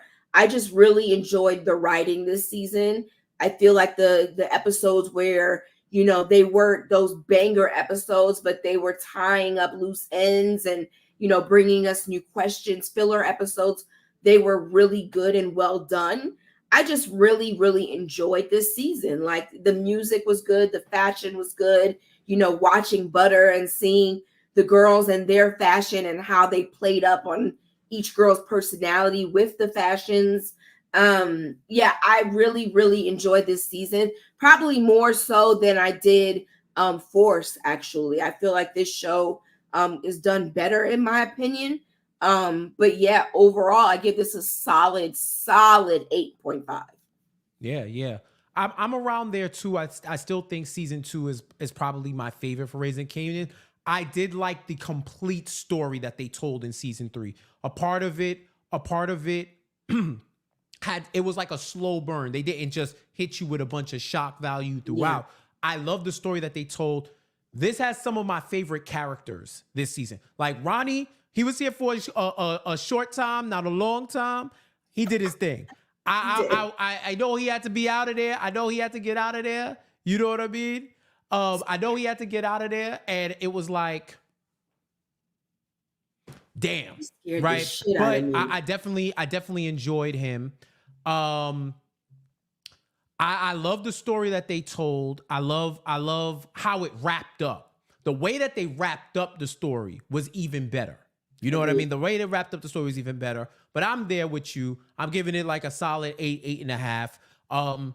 I'm interested to see where they go with it in season 4. I think it's gonna be really dope. I think they have a lot of eager ways. Not eager, but I think they have a lot of interesting ways that they can go. It's Yeah, definitely my favorite spinoff so far out of them. This is just the show that I connect with the most. So agreed. yeah. I enjoy that. I like that. I think it's gonna be really dope. And I think we got a real good one. We got a real good one now. And I'm interested to see where they go because there's so many questions. Like if you watch the OG Power and you go back and watch this, you start to see how stuff is tying together. And I want to Yeah, see where they go with it. I'm excited. Yeah, for sure. Well, that does it. We are done with our season 3 recap of Power After Hours. Power Book 3, Raising Kanan Made You Look, season 3. That is a wrap. Now, What's next? we come on when the shows come on. I could not tell you when the next episode, the next one, I think it should be Ghost. I think they're gonna go Ghost and Force, then season 4 of Raising Kanan again.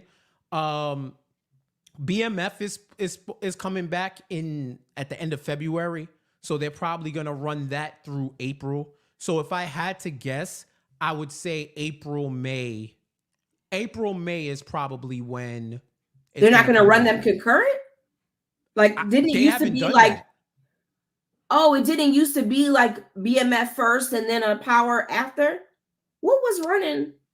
Nah, I don't think. I think that they've run them. They let each show go on their own. They haven't really Huh. run them at the same time. Okay. They haven't run them Okay. at the same time. So I think it's gonna be BMF season 3. Then it's gonna be Ghost season 4. I think they gotta Wow. have Ghost season 4 ready to go. They have to. I'm They ready. have to. Please. Please. So that means we get a couple of months. Yes, Okay. sir. Yes, sir. You know it. You know it. So tap in with us as always. Keep up keep up with us. Keep up with our channel. Definitely like, comment, subscribe, tell a friend, share this with people who you know will love Power. We'll definitely be back. Just keep on the lookout. We'll let you know when the next time we're going to be popping up with Power. Hopefully we'll be able to get some more interviews and stuff when season 4 is ready to drop. Once we know, you'll know. We'll let you know when it's dropping, and hopefully we get to connect with the cast, talk with them, have some good rapport like we did for Raising Kanan. The whole cast is pretty dope, so we looking to get that too. So, Chrissy, where can the people find you? You can find me at every social media outlet at Chrissy B. Davis. Literally, that's how you can find me. I'm everywhere. What about you, Jeff? Jeff J says all social media. Jeff J says YouTube channel, sports culture commentary, home for the pickup game, home for Better on Black, interviews, all of that. Definitely tap in with me. Shoot me a follow. Shoot me a subscribe on there as well. Say if you're into sports, if you're into hoops, if you're into betting, we're talking about that, all of that over there. Doing the same and pop culture on all my social channels. So definitely tap in with us there. Thank you so much to everybody who supported the show. Whether you subscribe to our show on YouTube, whether you listen wherever you get your podcast, live gang, replay gang, everybody, like, definitely thank you so much for supporting every super chat that we get, every type of support that we get, even the participation, especially the participation in the chat. Y'all be live, y'all help keep us going, and you are a part of the show too. So thank you so much for tapping in with us.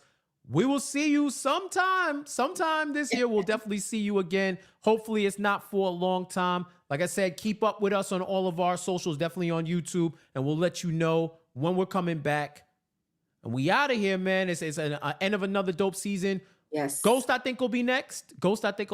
But until then, y'all be safe out there. Y'all be good. And we'll talk to you soon. Peace.